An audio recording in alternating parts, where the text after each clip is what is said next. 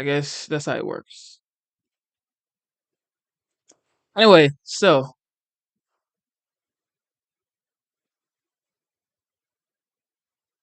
I have been live for what?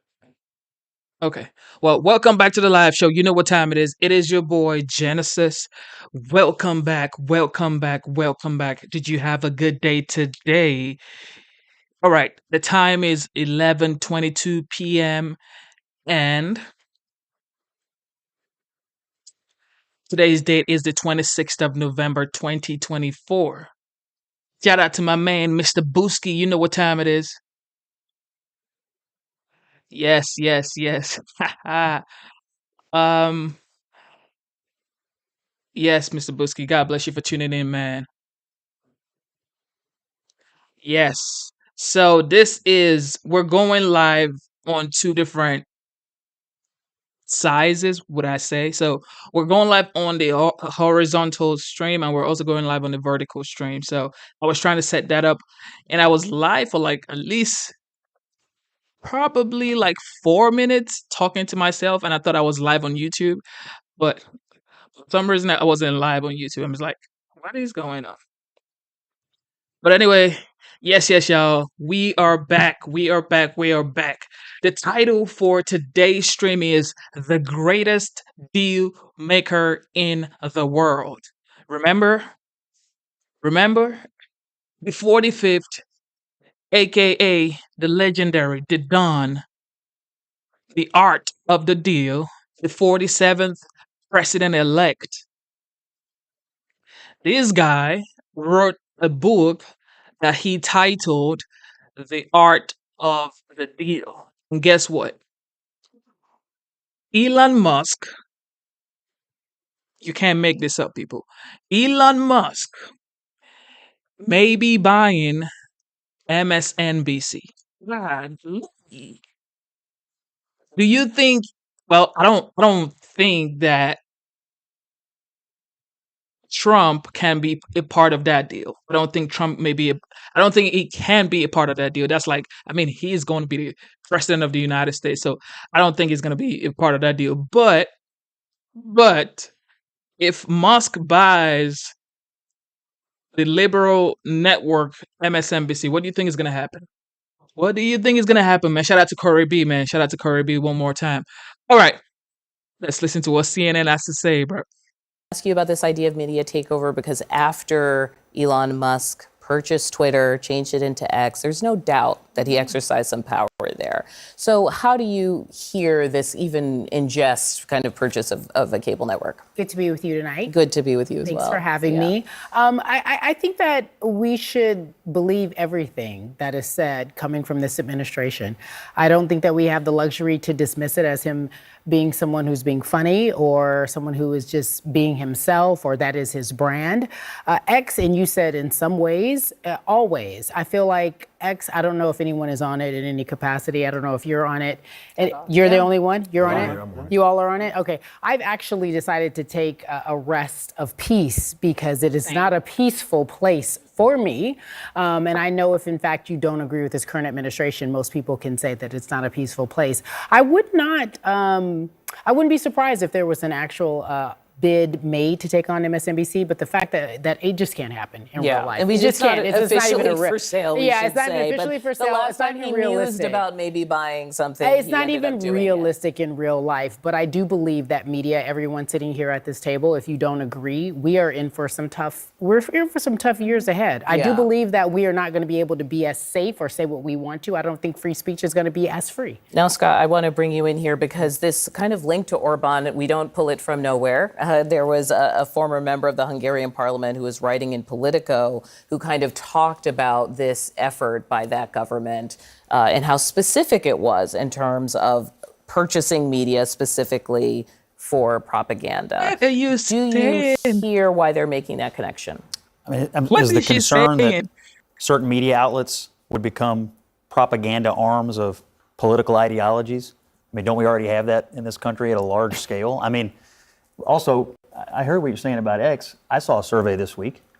It's now the most ideologically balanced Oh, come user on. platform Scott, of any stop, platform. stop. It's too early. I just I sat know. down. I've You're only gonna- been here for 2 you're minutes. gonna be You embarrassed cannot when I continue tweet to out say after the show, but you it's true. cannot say that. So- That's so not the case. So Who's what the I- source? Source of that. What I find, we reported it on this network. And It's so- not accurate, and you know it. Okay, I'll let you make your Scott, statement. can I but my think of point it? is Can I this. reframe it a different way? Because the site changed radically, right? So whether you think the voices it is somehow more balanced now, that's fine. But no doubt Musk's influence is profound, and that you open it up and now you're there with his opinion, and he is now part of this administration. So does anyone else think that there should be this greater concern about billionaires purchasing media companies? Okay. Would you be worried if Bill Gates controlled MSNBC? No, because he's sane. Because MS didn't in they- yeah, MSNBC it was MS. comes from Microsoft. It was a partnership between Microsoft and NBC way back in the 1990s, back when Microsoft was under investigation by Bill Clinton's DOJ for monopoly. I don't remember anybody panicking over MSNBC back then. No, they definitely did. But yeah, continue. Well, like Fox was launching, MSNBC was And it's launching, still the here. cable news network was shifting, the landscape But was shifting. isn't the issue that the left has gotten so used to controlling almost all institutional information distribution arms in this country that when one little piece of it, whether it's X or MSNBC or anything else, gets taken away, the panic is so outrageous. I mean, that's how used to the left is having control of all of it. I don't think that that's an accurate assessment when you look at something like Sinclair Broadcasting Group that has purchased most of the local newspapers and local television stations and sends out distributed information that their anchors are supposed to follow for the correspondence. That is a conservative-leaning group. I think the difference, though, I'm not siding with Elon Musk at all here. The one thing to point out is that platforms are not regulated right now, which gives them carte blanche to whatever they want right now. Elon is not someone who likes to be regulated. And so to buy MSN, he would go under some federal regulations. Who's regulating CNN right now? The FCC. We're not a broadcast. It's cable. I mean, I don't really think cable stations are under the same regulatory structure doesn't go over public airwaves. that broadcast is. It's definitely regulated more than than Facebook and There's Twitter. still, what she's saying is that there's still a litmus test of journalism that you have to pass. You can't That you come on don't have TV on and just platforms. make up things and say things. That happens on X. Please don't give me the eyebrow furrow as if you don't know what I'm talking about. It happens often on X. I can go and say the color is blue and I will be met with so many disrespectful remarks. No one's regulating the N-word. No one's regulating the criticism. No one is regulating how people are lies. treated. How much What are government you regulation saying? of the First Amendment are you for? Let me tell you something. If I came on here and I just started calling you all kind of names, do you think the bosses would let me continue to do that? I mean, it happens to me occasionally. I don't know if you well, watch it the doesn't show. happen to you, but it doesn't happen does for me. happen. And I know that I wouldn't be able to do that. There's a level of professionalism in what we do here because we are journalists and we adhere to something at least morally. And there is no moral compass on this thing called You're X. also having a conversation about a person who has the ear of the White House in a very profound way. And you have had the former president, the president-elect, talking about yanking licenses, right? As part of the broader Republican If you argument disagree. Yes. that there is censorship and therefore people need to be punished for that censorship. Chuck? And I was thinking about what X, former Twitter, the artist formerly known as Twitter, was like before. And to my sister's point is like when before Elon bought it, good and bad, there was a lot of things there. My wife refuses to go on it. She says it's a cesspool and she's mad that I'm even still on it. She's got Accurate. more sense than I'll ever have, and I'll tell everybody that. But I know when I open up the platform now, the first tweet I see is Elon Musk, no matter if I The like it or very if I don't first like one. it. Yeah. The very first one all Whether the time. you follow him or not. The other, So So what? He bought it. You're making my point. Right. Absolutely We're did. not- we're That's not what's going on saying he MSNBC. doesn't- And he don't like me, so I probably won't be on there no more. So I'm I mad. also think that Twitter has fake computer Yeah, it's generated bots. things. It's bots. absolutely. So it's a little like, well, I don't think anybody. Are you real? Like, can I put? Are you a hologram of get his yourself? face. You know, I didn't touch him, everyone. But like, are you a hologram of yourself? And Part of it is like, I feel like on the one hand, oh, this is really navel-gazing, should we be talking about it? On the other hand, it was so clear that the movement and shift in tone and ideas of what was happening during the campaigns were very much affected by social media, right? When Kamala ask Harris people in entered focus the groups, race, where they get and their it was like right. TikTok said she was a thing. Yeah, TikTok is literally the source of information for millions of people, and Everybody that is under very 35. And that's very scary and misinformation. And so, if in fact someone like Elon Musk had any sort of control over an entity, he's not listening to any rules or regulations. People like that, You think as the you well TikTok know, owners are? no, it doesn't. Listen to what I'm saying.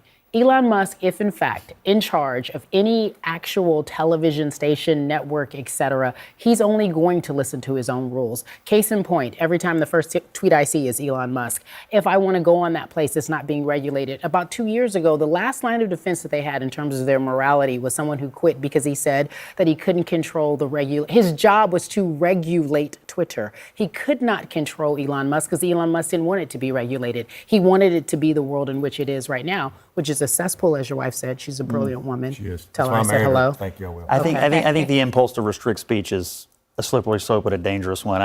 More speech is better. Is it really? Okay. But do you think so? You actually think that X is the place of free speech? Yeah, I mean, I think, I don't know why you would argue otherwise. Is it not? Okay. I think before he took it over, it was not a great place for conservatives, and now it's a great place for everybody.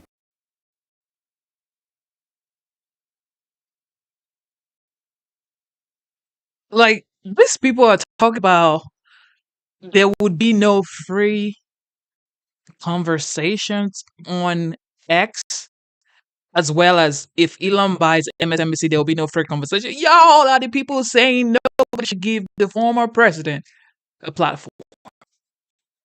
And we're supposed to just let it slide. I don't know why my video is cracking and buffering, and I had to fix it.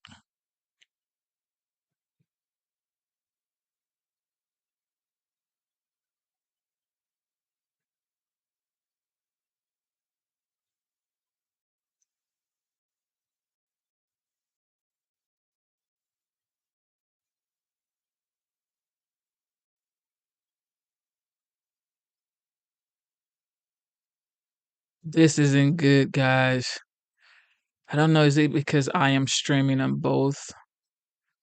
I have to fix this. Oh my goodness. Fix this.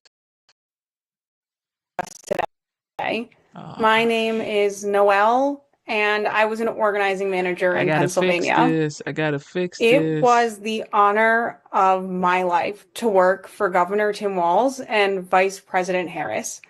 And I'm honored to have been able to do this work shoulder to shoulder with all of you. Thank you for committing your time and resources to supporting Governor Walz and Vice President Harris with me. Although this was not the result we worked for, we know that our work made a difference this cycle. Together, across the country, we had 408,971 volunteers who completed 1,501,805 shifts. And all of those shifts got us to knock on 19,686,314 doors, as well as make 219,514,653 phone calls. We built a massive operation across the country, and in doing so, we have built the foundation for organizing for years to come. Using this foundation, we will organize our communities, run for office, and ensure that all voices are heard. Again, thank you so much for being in this fight with me. And now I would like to introduce Governor Tim Walz. Well, thank you, Noelle, and good afternoon, everyone. To everyone who's on the call, Tim Walz. I can't express my deep gratitude to you. Personally, of being on this ticket was the privilege of a lifetime to be with Vice President Harris. But as an American, to see you out there and to see the work that you did, to know that you put your heart, your soul, your time, your talent, your treasure into something bigger than yourselves, the promise of this country, a place where everyone belongs, where no one needs to go hungry or be unsheltered, and where differences of opinion can be celebrated and differences of ideas. And you put that out there and you worked hard for it. And for that, I am forever grateful. I also recognize the emotions you're going through. And I share those with you. As the vice president often says, we weren't running against something, we were running for something. And to watch the joy, the vision, the compassion, the decency that the vice president brought to this, and that each and every one of you reflected every place we went, the caring and the sense of joy. I know it's incredibly disappointing now. And look, candidly, it's a bit scary because there's a very different vision that's being put out there.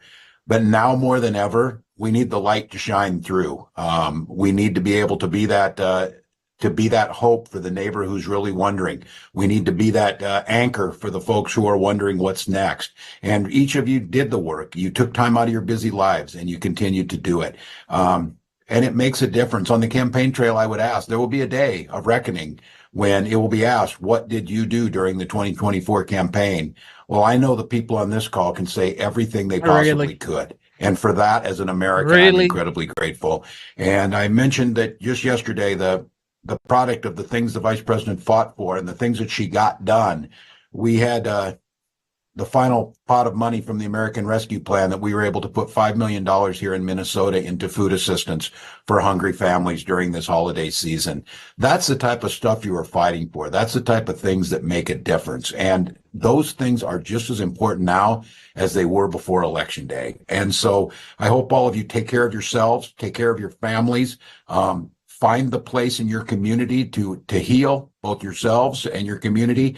And then when you're ready to get back in this fight, because it continues on. And I know that I've said it often on the campaign trail, I'm preaching to the choir. I couldn't be prouder to be with a choir that's on this call. You did everything that was asked.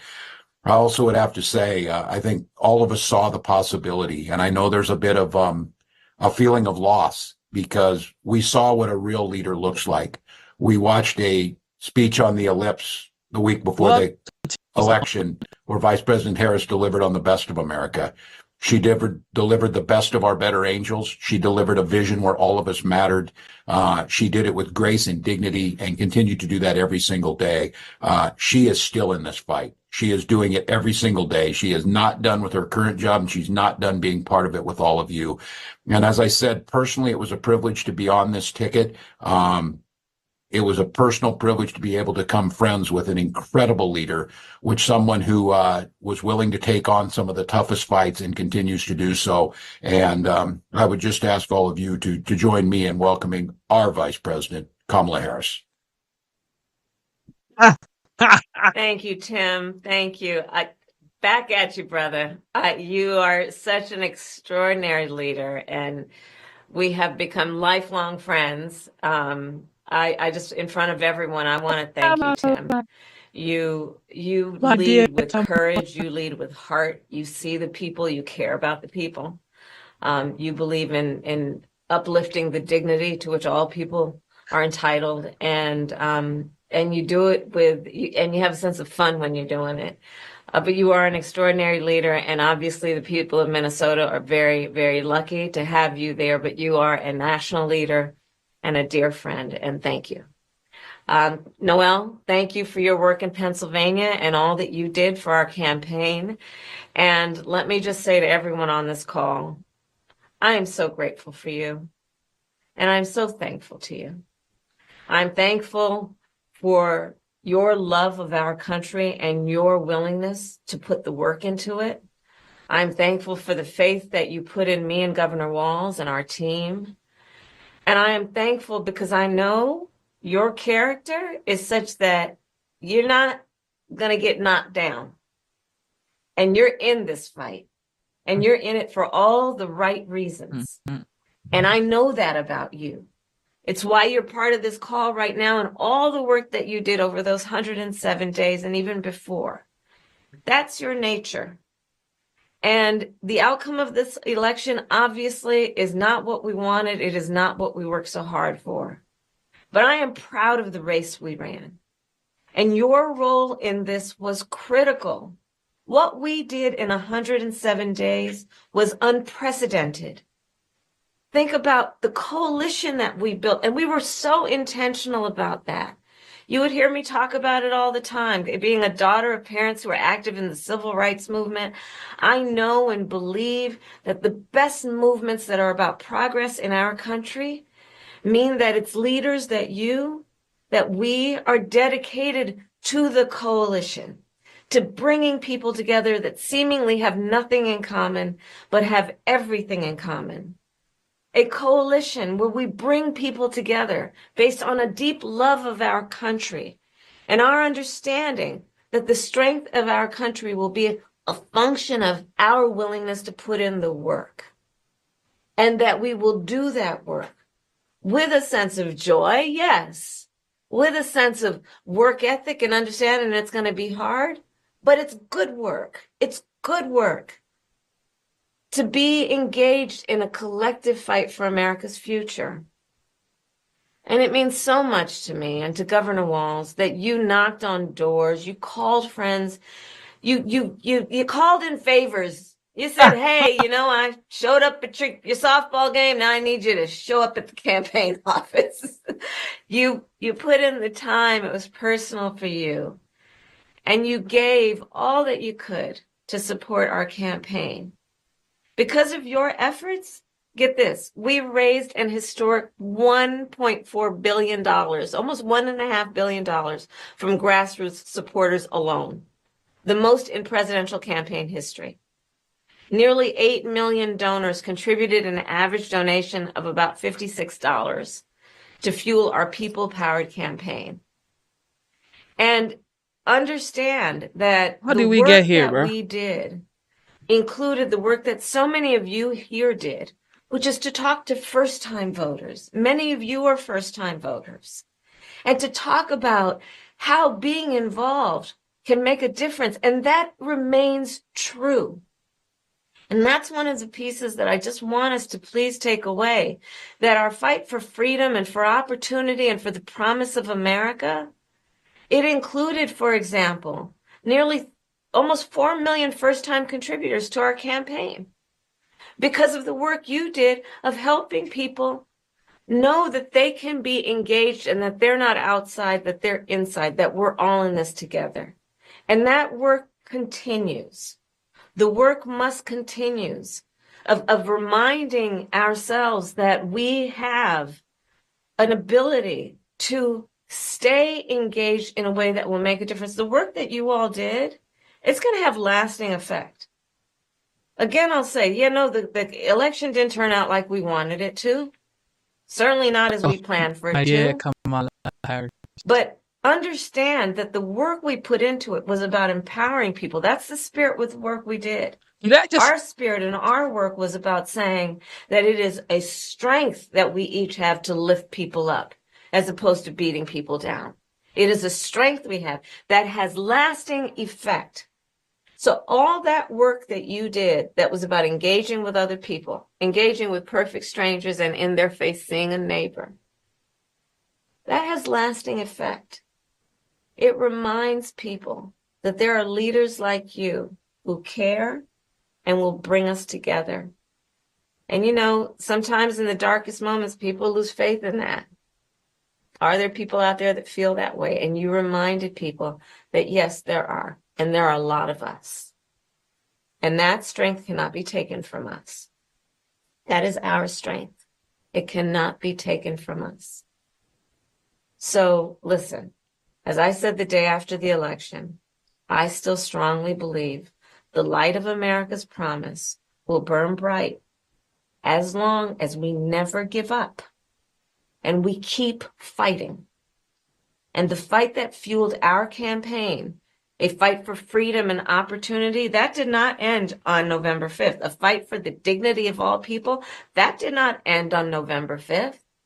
A fight for the future, a future in which all people receive the promise of America? No. A fight that is about a fight for the ideals of our nation, the ideals that reflect the promise of America. That fight's not over. So look, we still have a lot to fight for. okay? A future where every American can pursue their dreams, ambitions, and aspirations, where the women of America have the right to make decisions about their own body, not their government telling them what to do.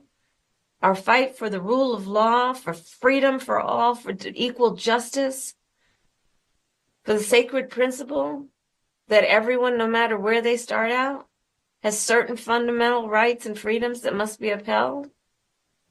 That's not over. That fight's still in us, and it burns strong. And I know this is an uncertain time. I'm clear-eyed about that. I know you're clear-eyed about it. And it feels heavy. Oh. And I just have to remind you, don't you ever let anybody take your power from you. You have the same power that you did before November 5th. And you have the same purpose that you did. And you have the same ability to engage and inspire. So don't ever let anybody or any circumstance take your power from you. Look, this mission that we have, it takes hard work. But as you've heard me say many times, we like hard work. Hard work is good work. Hard work can be joyful work.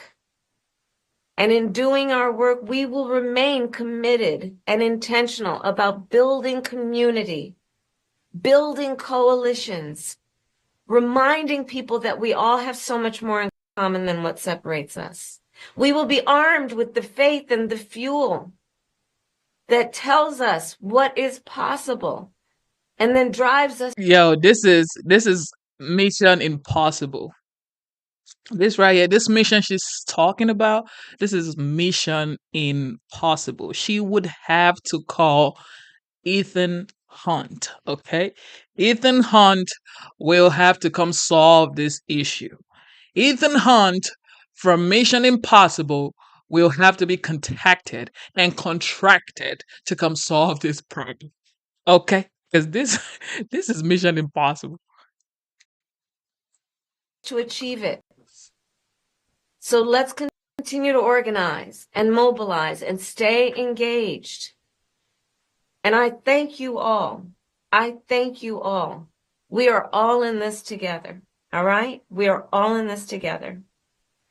And on this practical eve of Thanksgiving, I wish everyone a happy Thanksgiving with the ability and to find the ability at this moment to just remember there is so much to be thankful for. And so I wish for you that you are surrounded by the people you love and who love you. As you know, I encourage you to be around family in whatever way you compose that family, but to take a moment and just reflect on all the good you have done and all the good you have yet to do. We are powerful, those of us who love our country, and we got a lot of work to do. And with that, I will hand it over to Noel. Thank you all, and happy Thanksgiving from Doug and me and our family. Thank you so much, Vice President. We are grateful for your leadership. I know that none of us on this call are finished with the fight ahead. It will be hard work. But as the Vice President says, hard work is good work. And I look forward to standing beside you.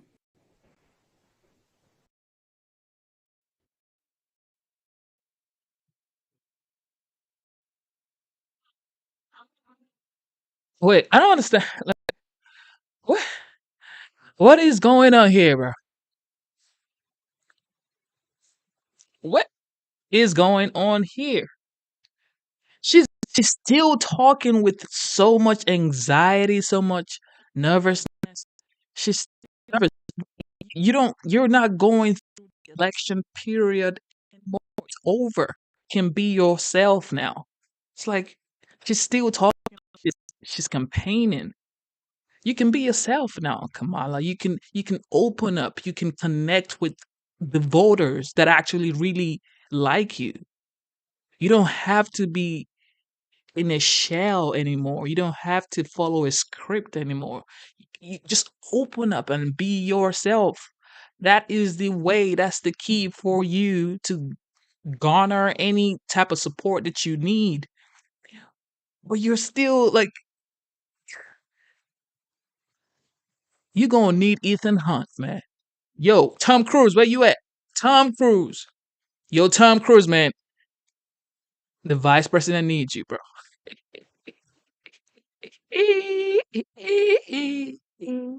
Yo, what's going on with Tom Holman, man? Tom Holman. Tom Holman ain't playing around, bro. Tom Tom Holman ain't playing around. He ain't playing around. He's here and he's going hard.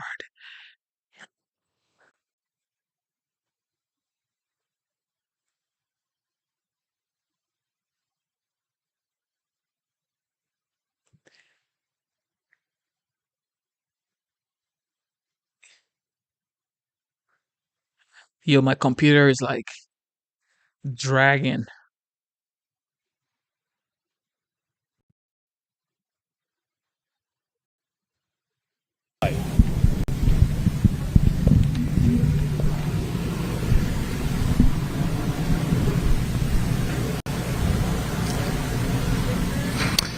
Well, to the men and women of the Department of Public Safety and to the Texas National Guard, we're here today to say thank you. And by the way, y'all can be seated. We're going to only be talking for 1 or 2 hours. And so plenty of times, no, quite literally, we're going to talk very shortly because we know for one, you're hungry. You want to relax and have some fun around here. But before we start feeding you, we want to make sure that you knew the level of gratitude that we have for your service, that we have for what you have been doing, some of you for up to almost 4 years now. Listen, the state of Texas would not be what it is, and America would not be what it is without the men and women of the Texas National Guard and the Texas Department of Public Safety. We know that, and Americans know that, and we're here today to show American gratitude for you and your service to the United States of America and the great state of Texas.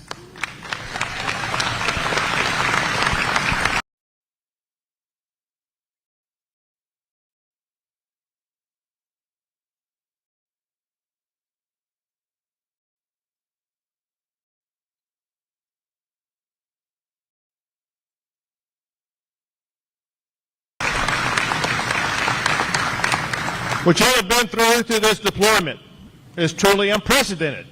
Things like what have happened over the past few years have never before happened in the history of the United States of America. It required an unprecedented response to an unprecedented threat.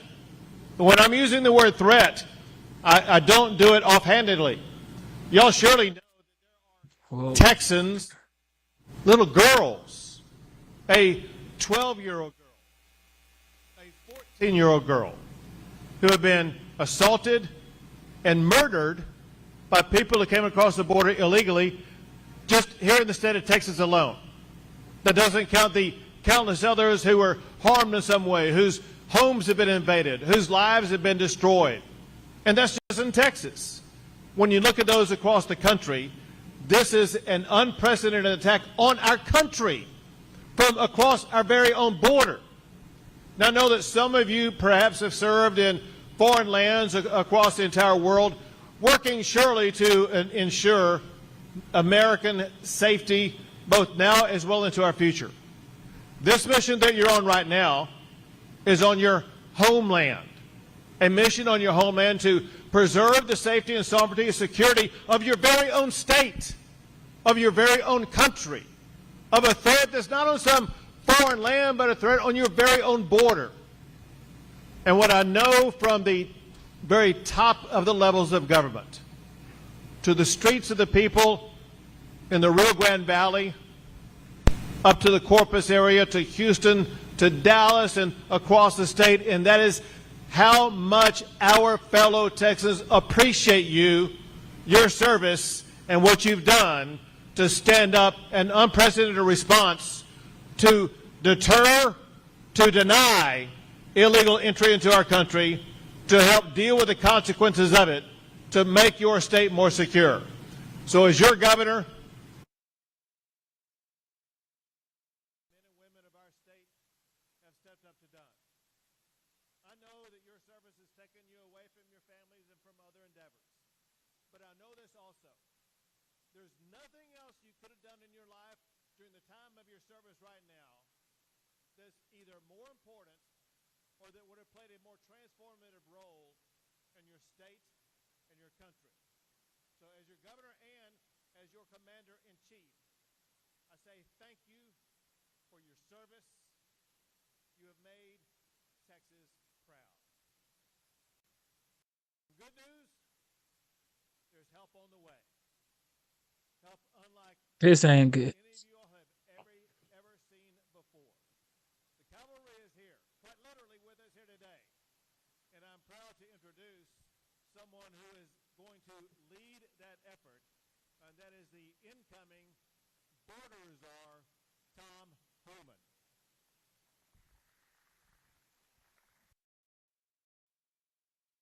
Look, I got an easy job because the last border czar failed miserably, so I can't help but succeed, right? I'm going to be short 'cause I know we're running late. Is that President Trump, sound or no sound? who happens to be the greatest president of my lifetime, is coming back. Unlike this administration, he'll have your six. This administration didn't, and we all know it's imperative. With the secretary coming in, Kristi Noem, I've met with her numerous times. She gets it, she understands it, and she has some great ideas of her own, so I can't wait for her to be confirmed. So you got one hell of a team, and Trump and Kristi Noem is going to give you help, not sue you for doing your job. She's going to give you help, and hopefully we get enough help to you where some of you men and women go home with your families. But you can guarantee it, President Trump will secure this border. He's did it before, and he's going to do it again. But this time we finish the job.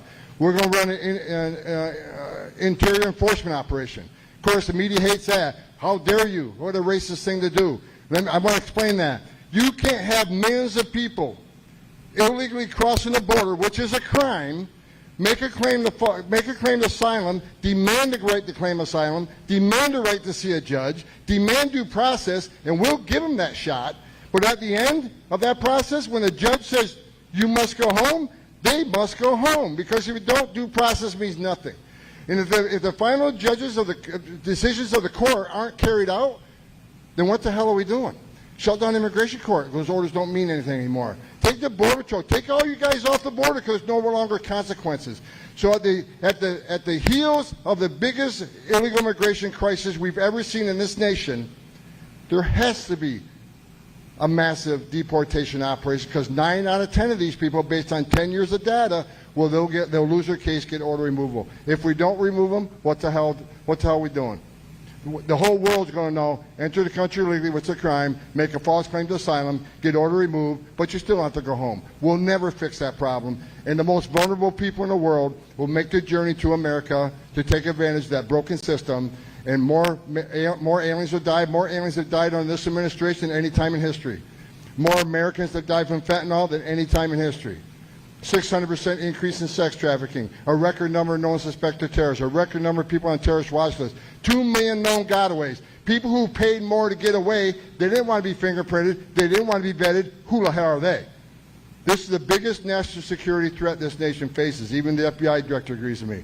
President Trump is going to shut down the border. We're going to have a massive deportation operation, and we're going to try to find over 300,000 children that were released by this administration. I guarantee you, some are in forced labor, some are in a sex trade. We're going to save those children and get them back to their families. That's a commitment from me, President Trump, and Kristi Noem, and they all wish you a happy Thanksgiving and want to give me their thanks. Look, everybody in this room, you're American patriot by the very fact you're standing in this room and doing God's work. Look, you're not just protecting Texas. You're protecting the entire country, because most people across that border aren't staying in Texas. To the troopers, every ounce of fentanyl you guys see, you're saving lives. To every person you arrest for trespass, that's one less gotaway. At least we're fingerprinting them, and we know who this person is. So thank you, not only for serving Texas, but for serving the United States. I look forward to coming back and doing this job. It's the second time I came back from retirement, And I'll come back a third time, but you know what? I don't think I have to. I think we're going to finish the job this time and have the most secure border ever in this nation. So before I pass it, I want to pass it on to Mr. McGraw. I just want a show of love. Mr. McGraw is leaving you soon. He spent decades doing this service. He has created the most premier law enforcement agency in this nation, the Texas DPS. So get up and show your love for Mr. McGraw for his service to the nation.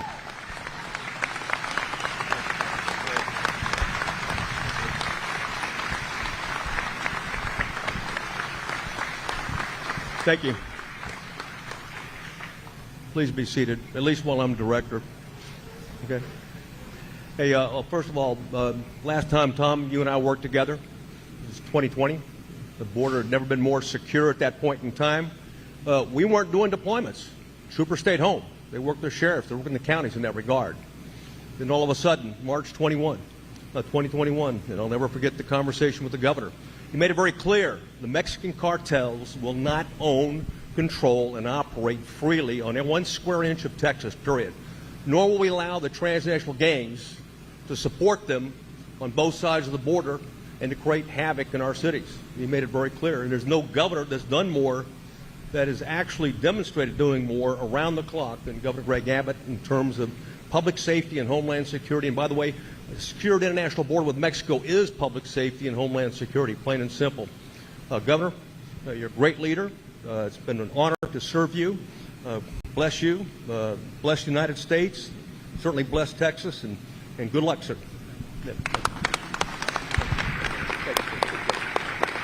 Paul, you going next? Good afternoon. My name is Paul Perez. I am the president of the National Border Patrol Council, the organization that represents Border Patrol agents nationwide, specifically here in RGV. This is where I'm based. So to the troopers, to the guardsmen and women, I want to thank you guys very much for doing the job that this administration has refused to allow us to do for the last 4 years. Under President Trump, like you guys know, we had the most secure border, and we're going to get there again with the good people like Tom Homan in charge. Your governor stepped up. That's the type of leadership that we hoped every governor would have had. Unfortunately, they didn't. A lot of them supported the efforts. As a Texas taxpayer, I am proud to have supported Operation Lone Star because that was a job that the federal government should have been doing, but they didn't allow us to do our job. So from the bottom of our hearts, we want to thank you for all the lives that you guys have saved out there doing the job that you guys have been doing, that we know you didn't sign up to do, but you did nonetheless. A lot better than this administration allowed us to do it. And that you guys stepped up big time. So I want to thank Governor Abbott for allowing you guys to do this, because without his leadership, this country would have been a lot less secure. You all saved lives out there by doing what you did, interdicting, intercepting, seizing, arresting. It was really, really good work that you guys did, and we appreciate it. With President Trump in office now, we're going to have the most secure border everywhere, including up on the northern border, where we're also being invaded. Never in my 27-year career did I ever see the northern border being as open as it was, but that's because of the amount of crossings, fentanyl, everything else that was coming across this border, because they were taking advantage of this Biden administration's policies and the way they handled business. So we're looking forward to President Trump stepping up, coming in, and taking care of the border once and for all. But from the bottom of our heart, we want to thank you for being away from your families this Thanksgiving, being here to protect this country, the great state of Texas, and thank Governor Abbott for his leadership. Thank you very much. Thank you, man. Good job. I'll be brief because I know you want to eat, but I just want to thank you and your families for all you've done. Wish you all a happy Thanksgiving. It is an honor to be here to serve all of you Thanksgiving dinner for everything you've done for us. I can't express enough my gratitude to all of you for securing the border and protecting the sovereignty of Texas. Tom Homan's here today. Imagine this Thanksgiving a year from now. Maybe there's Border Patrol at this table. Maybe there's OFO. Maybe there's HSI. The team is strong, but it's about to get stronger. So Keep doing what you're doing. You're performing magnificently. Thank you for all you do.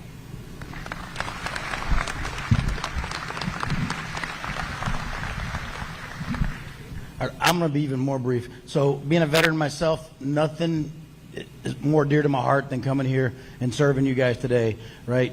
Serving Texans who are serving Texas, what more could I ask for? Look, Governor Abbott's been very clear that Texas is a law and order state. We're pretty excited that the president picked Tom. We're already making plans. We're already planning how we're going to work together, right? We've been doing the job that the federal government refused to do. We're not going to stop doing that job. We're going to continue to defend Texas and protect Texas. We're just going to have a lot of help. So now maybe instead of getting sued for everything we do, we're going to get a thank you and a little help from the federal government. We're pretty excited about that. Thank you.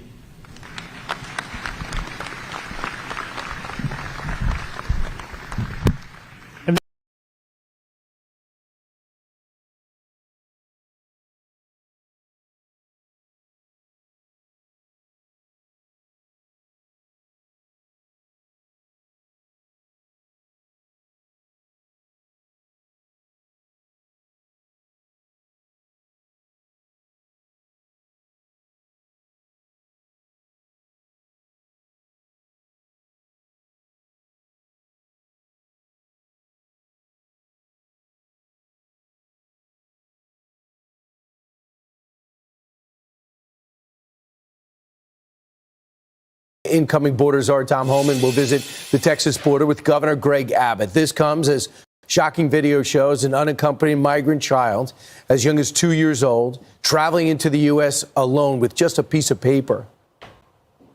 Venezuela, mamá. Venezuela. ¿Sí? ¿Qué tantos años tienes? ¿Dos años? ¿No vienes con tu mamá y tu papá? ¿No? ¿Venezuela? ¿Para dónde vas, mamá? ¿Dónde están? Estados Unidos. Wow. Tom Homan joins us now. Hey, Tom, that's a story new to most of America, but not new to you, is it? No, I've been talking about this for 4 years, about the inhumanity of that border, about how many children die, whether in the desert or in the river. Since Joe Biden's been president, we got nearly 4,000 aliens that have died across this border. Children die almost every day. Children get sexually assaulted. 31% of women that make that journey get sexually assaulted. And this administration has been hiding it. This is something we're going to address. We're going to show the American people exactly what we're doing on the border and why we need to do it. And this is one clear example why we need to secure that border. So, Tom, there's other 2-year-olds being held right now. And because in a rush to get them out, they're giving them to strangers who show up and say, I'm the sponsor, I'm the relative. How do you stop that? I mean, what do you do with the children?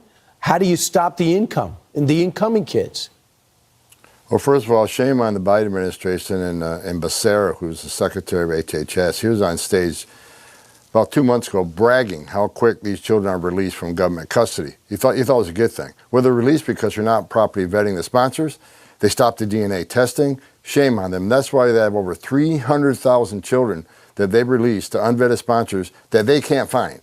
And President Trump is committed, in addition to securing the border and having a deportation operation, is to find and locate these 300,000 children, because many of them are going to be in forced labor, many of them in forced sex trade. We need to save these children. But how do we stop it? We secure the border. We send a strong message to the rest of the world. If you cross this border illegally, you're going to be deported, you're going to be detained, you're not going to be released. Children won't be delivered to their parents and to complete their criminal conspiracy of alien smuggling. We got to put a stop to it. So today you're going to be at the border with Governor Abbott. What's the objective? Well, we're not waiting to January 20th. We're already planning what we're going to do to lock down the state of Texas. Governor Abbott's done a great job so far. Look, illegal crossings in Texas is down over 80% because of great work by Governor Abbott. And he's been successful because he has taken the Trump policies and put them to work. He's put border barriers and walls up. Walls work. President Trump proved that. He has consequences. He's arresting people and charging them that cross the border. Consequences work.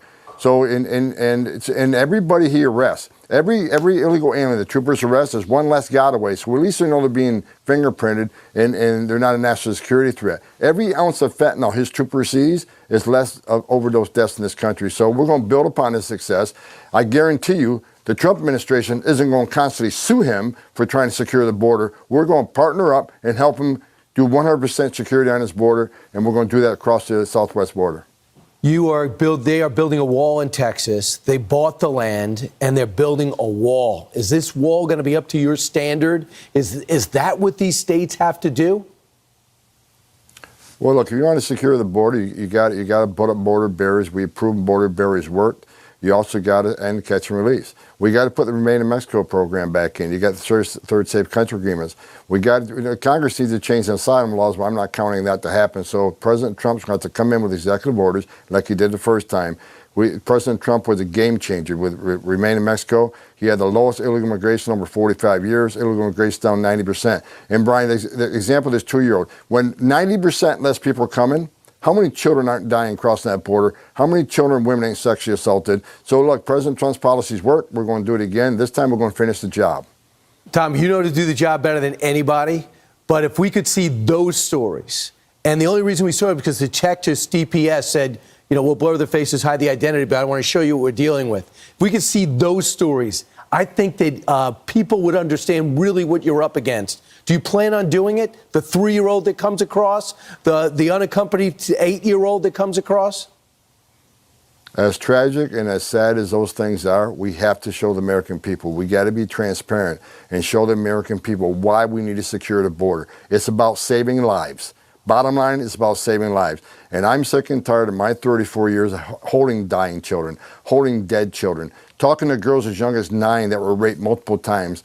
And I've said it before, everything innocent and pure within that little girl was ripped from her, and she will never be the same. We're going to tell the story. American people need to know the story. And I think by telling that story, President Trump have the support of the American people across the board. We'll watch you and the governor at the border today, and we got to understand what we're in for in the next while we wait 55 more days. Tom Homan, thanks so much. I'm Steve Ducey. I'm Brian Kilmer.